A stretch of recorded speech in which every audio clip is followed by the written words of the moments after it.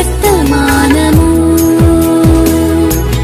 వినుమా ప్రియనేస్తమా, విని నీవు ప్రభుని విశ్వసించుమా.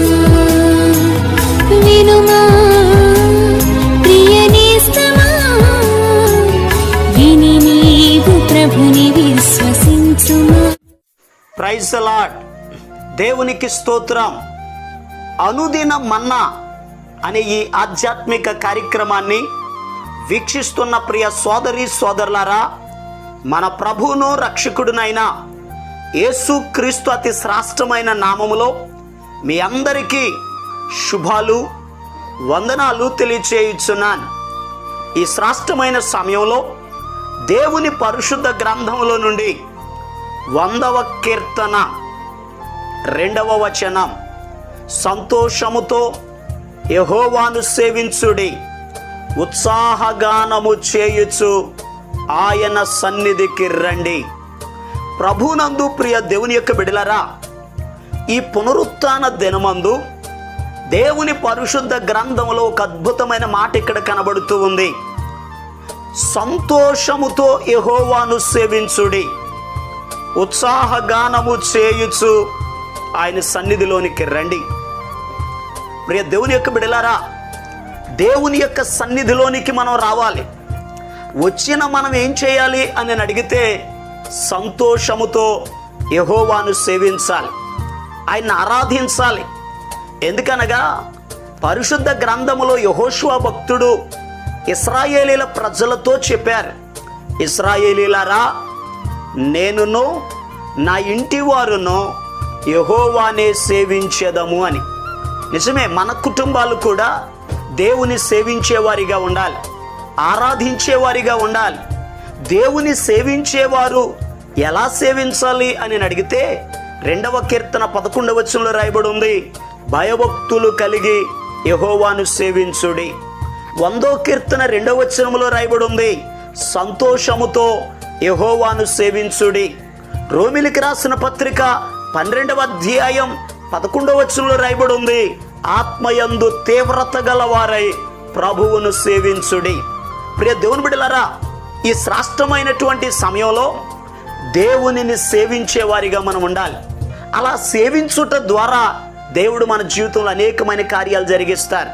ఈరోజు ఒక వ్యక్తి ప్రభువును సేవించుట ద్వారా దొరికే మేలేమిటో వాక్య భాగంలో నుండి జాగ్రత్తగా నేర్చుకుందాం.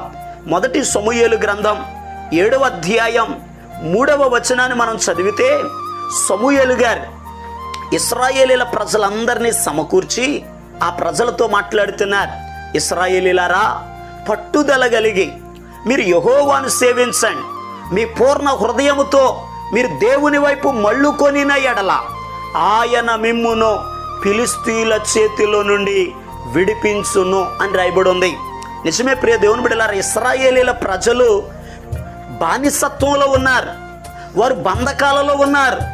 ఆ బంధకాలలో కన్నీరు కారుస్తూ ఏడుస్తున్న దినాలలో దైవజనుడైన సమూయేలు గారు చెప్తున్నారు, మీరు దేవుని వైపు మళ్ళుకోనండి, పట్టుదల కలిగి పూర్ణ హృదయముతో దేవునిని సేవించండి, దేవుడు ఈ బంధకాలలో నుండి మిమ్మల్ని విడిపిస్తారు అని చెప్పారు.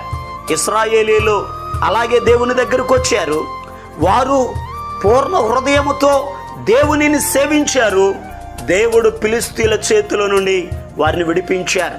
నిజమే ప్రియ దేవుని బిడ్డలారా, ఈరోజు నీ కుటుంబంలో నీ బిడ్డల జీవితంలో కూడా ఏ బంధకాలలో అయితే ఉన్నావో, ఏ సమస్యలైతే ఉన్నావో, ఏ ఇబ్బందులలో ఉండి నలిగిపోతున్నావో, ఈరోజు ప్రియ దేవుని బిడ్డలారా, మీరు కూడా దేవుని దగ్గరికి రాగలిగితే, పూర్ణ హృదయముతో దేవునిని సేవించగలిగితే మీ బంధకాలలో నుండి దేవుడు విడిపిస్తాడు, చెరలో నుండి దేవుడు విడిపిస్తాడు, అప్పుల ఊబిలో నుండి దేవుడు విడిపిస్తాడు.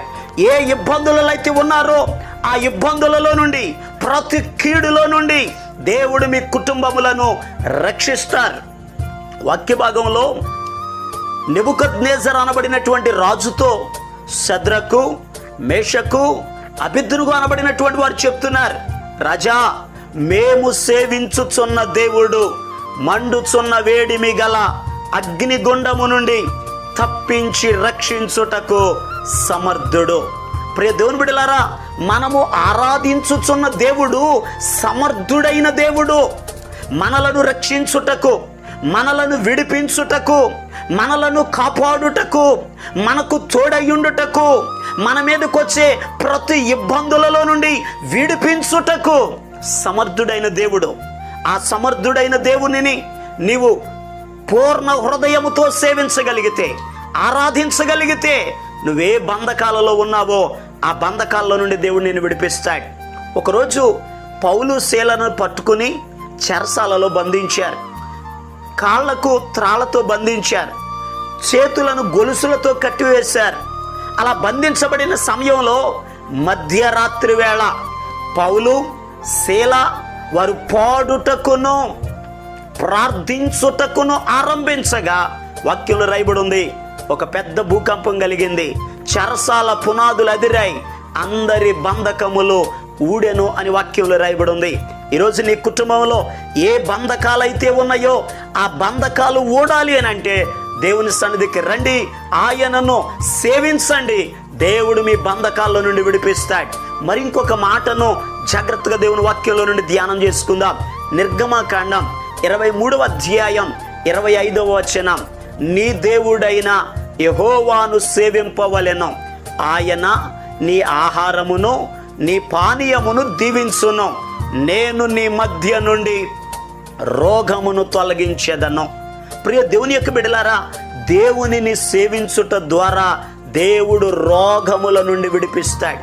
వాక్యంలో రాయబడి ఉంది, ఇశ్రాయేలీయులారా మీరు నన్ను సేవించండి, మీరు సేవించినప్పుడు మీ ఆహారాన్ని నేను దీవిస్తాను, మీ పానీయాన్ని దీవిస్తాను. నిజమే. ఎందుకో నేను అడిగితే, ఒక వ్యక్తికి రోగం రావడానికి కారణం ఏమిటి నేను అడిగితే తినే ఆహారమే, త్రాగే నీరే. మనం తినే ఆహారాన్ని బట్టి, త్రాగే నీటిని బట్టి రోగాలు వస్తున్నాయి, బలహీనులమవుతున్నాం.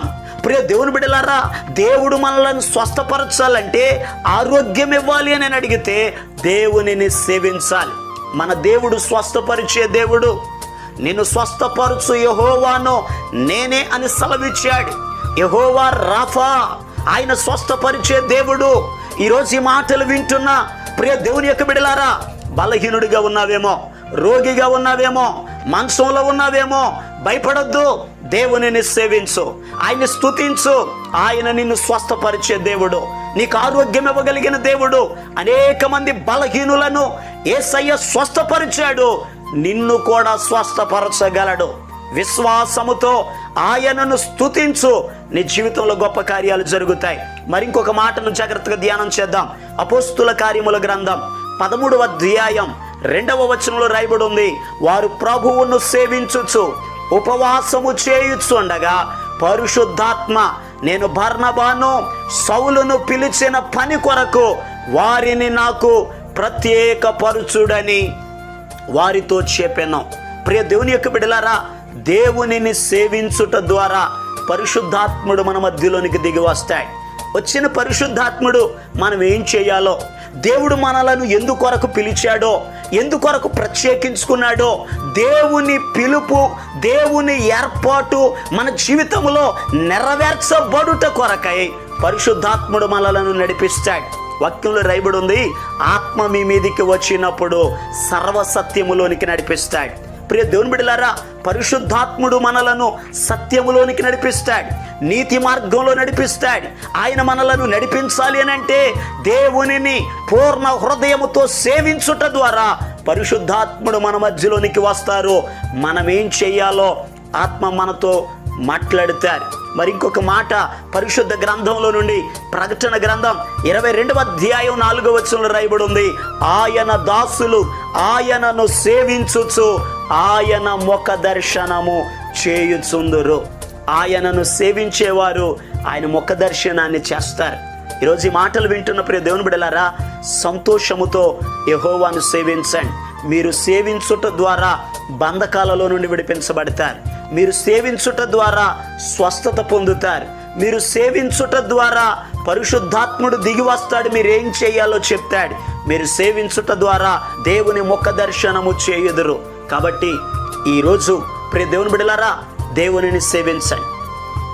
కాబట్టి ప్రియ దేవుని బిడ్డలారా, ప్రతిదినము దేవునిని సేవించండి. దేవుని ఆరాధించండి, ఆయన సన్నిధిలో నిలబడండి, ఆయన ఇచ్చే ఆశీర్వాదాలు పొందుకొనండి. దేవుడి మాటలను మన వినికిడులు ఆశీర్వదించును గాక. కళ్ళు మూసుకోనండి, మీ కొరకు ప్రార్థన చేస్తాను. మహాపరిశుద్ధుడును ప్రేమ కలిగిన మా పరమ తండ్రి, నీకు వందనాలయ్యా. అయ్యా, నీ బిడ్డల కొరకు ప్రార్థిస్తున్నాను. నిన్ను సేవించే బిడ్డలుగా, ఆరాధించే బిడ్డలుగా అయ్యా, నీ సన్నిధిలో ఆసక్తితో నీ సన్నిధిలో నిలబడి ఆత్మయందు తీవ్రత కలిగి భయముతో కూడిన భక్తిని చేస్తూ సంతోషముతో సేవించే కృప దయచేయండి. ఎవరైతే బంధకాలలో ఉన్నారో, బలహీనులుగా ఉన్నారో, ఎవరైతే కృంగిపోయిన పరిస్థితులలో ఉన్నారో తండ్రి, వారి జీవితాల్లో నీ కార్యాలు జరిగించండి, మేలు కలుగ చేయండి. సమస్త మహిమ ఘనత ప్రభావాలు మీరు మాత్రమే పొందుకొనమని యేసు క్రీస్తు అతి పరిశుద్ధమైన నామం పేరట ప్రార్థన చేసి అడిగి పొందుకొని ఉన్నాము తండ్రి, ఆమేన్. మన ప్రభు అయిన యేసు క్రీస్తు కృప మీకు తోడుగా ఉండి నడిపించును గాక, ఆమేన్.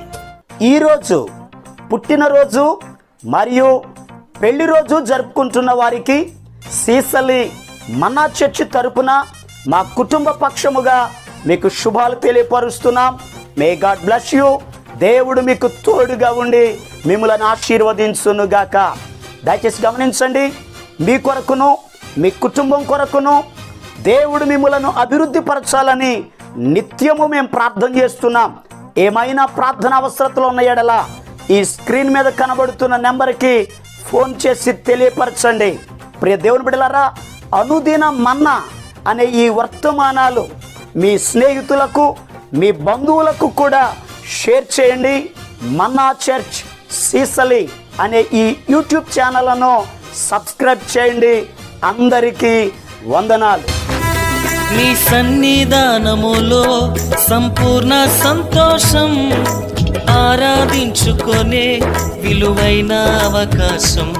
నీ సన్నిధానములో సంపూర్ణ సంతోషం, ఆరాధించుకొనే విలువైన అవకాశం. కోల్పోయినవన్నీ నాకు ఇచ్చుటకును, బాధల నుండి బ్రతికించుటకును. కోల్పోయినవన్నీ నాకు ఇచ్చుటకును, బాధల నుండి బ్రతికించుటకును. నీవే రాకపోతే నేనేమైపోదును.